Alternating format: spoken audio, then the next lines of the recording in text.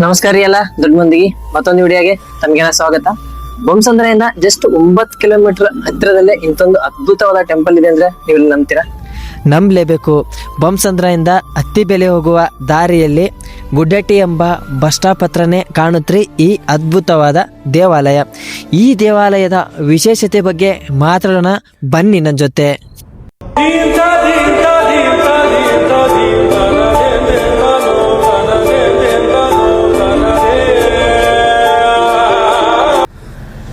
ಹಾಗೆ ಈ ಟೆಂಪಲ್ ನ ಹೆಸರು ಏನಪ್ಪಾ ಅಂದ್ರೆ ಶ್ರೀ ಪಾರ್ಶ್ವ ಸುಶೀಲಧಾಮ. ಈ ದೇವಾಲಯದ ಬಗ್ಗೆ ಹೇಳಬೇಕಂದ್ರೆ ಈ ದೇವಾಲಯವು ಜೈನರ ಆರಾಧನೆಯ ದೇವಾಲಯವಾಗಿದೆ.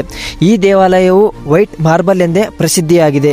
ಯಾಕಪ್ಪ ಅಂದರೆ ಈ ದೇವಾಲಯವು ಸಂಪೂರ್ಣವಾಗಿ ವೈಟ್ ಮಾರ್ಬಲಿಂದನೇ ನಿರ್ಮಿಸಲಾಗಿದೆ. ಆರ್ಕಿಟೆಕ್ಚರ್ ಬಗ್ಗೆ ಅಂತೂ ಕೇಳಲೇಬೇಡಿ, ತುಂಬ ಅದ್ಭುತವಾಗಿ ನಿರ್ಮಿಸಲಾಗಿದೆ. ಬೆಂಗಳೂರಲ್ಲಿರೋ ನಿಮಗೆ ವರ್ಕ್ ಪ್ರೆಷರ್ಗೆ, ಫ್ಯಾಮಿಲಿ ಪ್ರೆಷರ್ಗೆ ಸ್ವಲ್ಪ ರಿಲ್ಯಾಕ್ಸ್ ಅಂತ ವೀಕೆಂಡಲ್ಲಿ ಒಂದು ಒಳ್ಳೆ ಪ್ಲೇಸ್ನ ಹುಡುಕ್ತಿದ್ರೆ ಈ ವಿಡಿಯೋ ನಿಮಗೇನೆ.